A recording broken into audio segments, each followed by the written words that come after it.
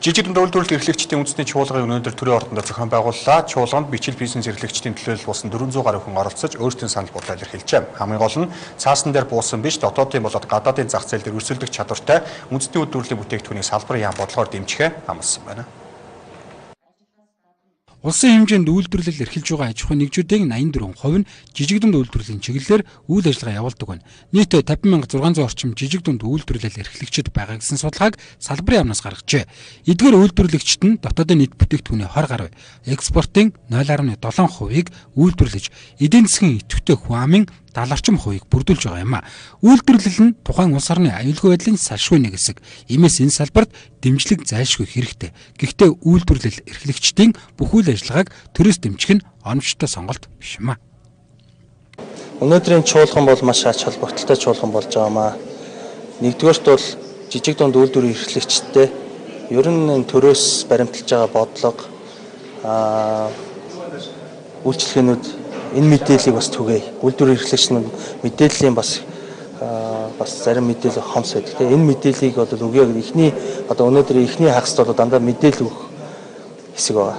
За хоёр дахь хагасд бол ерөөсөө жижиг дунд үйлдвэрлэл эрхлэгчтэй сонсъё. За бодлогоо боловсруулахдаа үнэн бодтой хэрэгжихүйс ийм бодлогыг хэрэгжүүлэхийн тулд үйлдвэрлэл эрхлэгчдээс хамгийн түрүүнд сонсъё гэсэн бодлого бол баримталж байгаа. Би бол ингэж бодож байна. Энэ бид чөлөөт зах зээлд амьдарч байгаа болсон. Чөлөөт зах зээлд амьдарч байгаа энэ жижиг дунд үйлдвэрлэгчдийг төр ямар бодлогоор дэмжих хэвээр хамгийн төрийн бодлого юу гэхээр бюрократик хүн суртал болох болно. Хуулийн аливаа нэгэн хориг саадаг буу болохгүй болох хэвээр. Экспортод гаргах, дотооддоо үйлдвэрлэх боломжийг нь нээж өгөх хэвээр төр. Энэ төрийн үйл жижиг дунд үйлдвэрлэл эрхлэгчдэд хамгийн ихээр тулгардаг зүйлс нь санхүүгийн дэмжлэг байдаг. Тэд үйлдвэрлэж чадаж байгаа гагцхүү үйл ажиллагаагаа өргөжүүлэх гэхээр банкнд тавьж зээл авах барьцаа хөрөнгө байдаггүй. Банкны шалгуурыг давж чаддаггүй байна.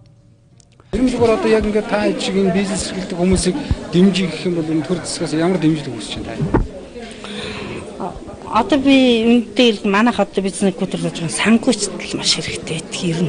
Тэгэл өөрөө нэг яг орон нутгата манай орон нутгийн яг малын ашиг шин бүтээгдэхүүнээр хийсэн гэдэг утгаараа тэгээ яг хөө захиалгаар бол хийгээл яхад бол аваад байдгийн ганц нэг яриа тэгэл бас боруулалт муутай тэгэл энэ аль болох санхүүчдэл маш их хэрэгтэй гэдэг юм аа. Санхүүжилтаа багасгах нь татврын шинэ хуулиар бол тэрбум 500 сая доторх орлого борлуулалт хийсэн компаниуд татвараас чөлөөлөгдөж байгаа шүү дээ. Одоо 10 жил болж байна.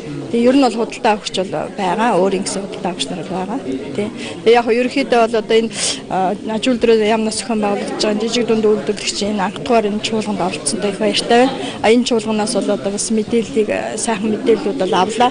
Ерөнхийдөө одоо ийм жижиг дунд үйлдвэрлэл ингэж эрхлэх юм усуудад бол одоо боломжууд их нээгдсэн байна. За өнөөдөр улс орны эдийн засгийн хувьд бол бас хүндрэл бол байна. Гадагшаа яаж экспортны юм гаргах вэ?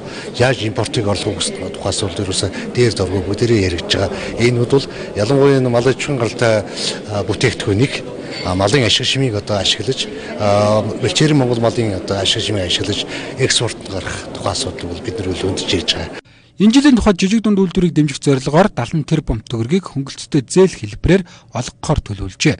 Хамгийн гол нь цаасан дээр боосон төсөл бус дотоодын болоод олон улсын зах зээлд өрсөлдөж чадахуйц бүтээгдэхүүнийг үйлдвэрлэж чадаж байгаа бол яам үнийг бодлогоор дэмжихэд бэлэн гэлээ.